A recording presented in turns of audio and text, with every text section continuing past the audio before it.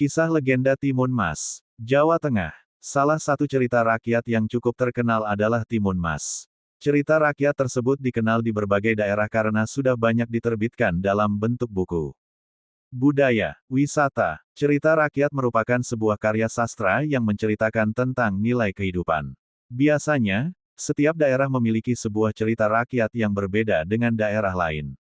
Pada masa lalu, cerita rakyat berkembang melalui budaya tutur. Namun, tidak jarang cerita rakyat itu akhirnya dibukukan sehingga bisa menyebar ke daerah lain. Salah satu cerita rakyat yang cukup terkenal adalah Timun Mas. Cerita rakyat tersebut dikenal di berbagai daerah karena sudah banyak diterbitkan dalam bentuk buku. Cerita Timun Mas. Pada masa lalu tersebutlah seorang janda yang hidup sebatang kara. Wanita yang akrab dipanggil Mbok Randa itu sudah lama menginginkan anak untuk menemani hidupnya.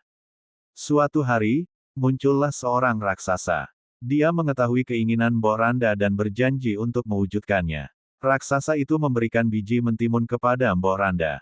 Raksasa itu menyuruh Mbok Randa menanam biji mentimun itu.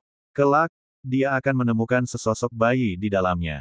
Tapi dengan syarat, saat dia berumur 6 tahun kau harus menyerahkannya kepadaku untuk kusantap, kata raksasa itu. Besarnya keinginan untuk memiliki anak membuat Mbok Randa menyanggupi syarat tersebut. Perintah raksasa itu dilaksanakan dengan patuh. Ditanamnya biji mentimun itu dan dirawatnya dengan baik. Di antara beberapa buah yang tumbuh, Mbok Randa menemukan salah satu mentimun yang berukuran sangat besar berwarna kuning kemasan. Saat dipetik dan dibelah, terdapat sesosok bayi mungil di dalamnya. Mbok Randa lantas merawat bayi yang diberi nama Timun Mas itu dengan penuh kasih sayang. Bayi itu tumbuh menjadi anak yang cantik. Pada masa lalu tersebutlah seorang janda yang hidup sebatang kara. Wanita yang akrab dipanggil Mbok Randa itu sudah lama menginginkan anak untuk menemani hidupnya. Suatu hari, muncullah seorang raksasa.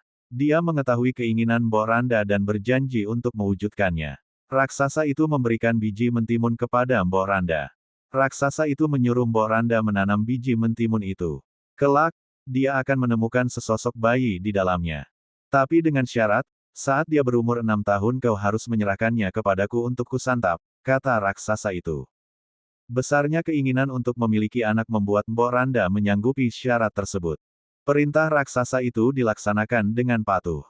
Ditanamnya biji mentimun itu dan dirawatnya dengan baik.